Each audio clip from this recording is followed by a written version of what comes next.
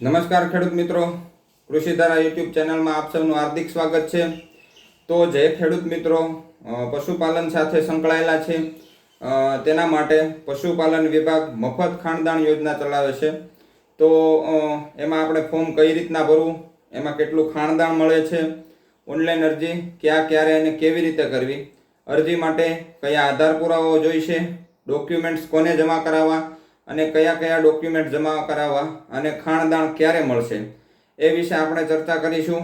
તો ખેડૂત મિત્રો, આપણે કેટલું આપણે રેશન કાર્ડથી પણ ભરી શકીએ છીએ, તો કેટલું એમાં ખાણદાણ મળે છે એના વિશે આપણે ચર્ચા કરીશું કે એક ખાતા દીઠ અથવા એક રેશન કાર્ડ દીઠ 150 કિલોગ્રામ ખાણદાણ મળશે, એટલે કે 50 કિલોની 3 થેલી આપણને મળવાપાત્ર છે।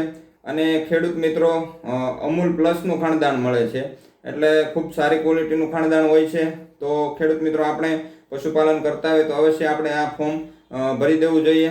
એમાં આપણે અરજી કરાવવા માટે જે ઘટકનું નામ છે એ ઘટકનું નામમાં આપણે બાગાયત પશુપાલન વિભાગમાં જઈને પશુપાલકોના ગાભણ અને વિયાણ થયેલ પશુઓના ખાણદાણ પર સહાય આ ઘટકમાં આપણે અરજી કરવાની રહેશે।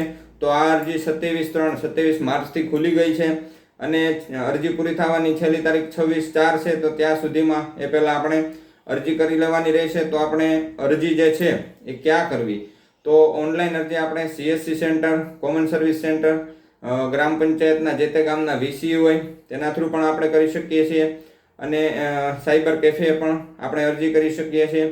પોતાની જાતે પોતાના મોબાઈલમાં ફ્રીમાં ફોર્મ ભરવા માટે આપણે યુટ્યુબમાં વિડીયો મૂકી દીધેલો છે કે પોતાની જાતે કેવી રીતે ફોર્મ ભરવું, તો એ વિડીયોની લિંક આપણે ડિસ્ક્રિપ્શનમાં મૂકી દઈશું। તો ત્યાંથી વિડીયો જોઈને આપણે પોતાની જાતે પણ ફોર્મ જે છે ખાણદાણનું આપણે ભરી શકીએ છીએ। તો ફોર્મ ભર્યા પછી અરજી કર્યા બાદ શું કરવું, તો અરજીની પ્રિન્ટ કાઢીને તેમાં પશુપાલકની સહી આવે છે, તેમાં પશુપાલકની સહી કરી લેવી અને સહી ન કરતા હોય અંગૂઠો મારતા હોય તો અંગૂઠો મારી દેવો।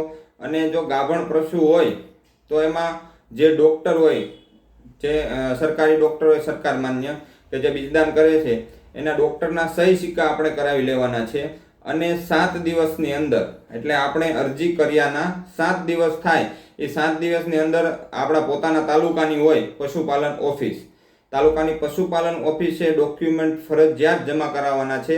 આમાં ઓફલાઈન ડોક્યુમેન્ટ આપણે જમા કરાવવાના, તો નિયત 7 દિવસની અંદર આપણે જે કચેરીએ ડોક્યુમેન્ટ જે છે એ પહોંચાડી દેવાના રહેશે।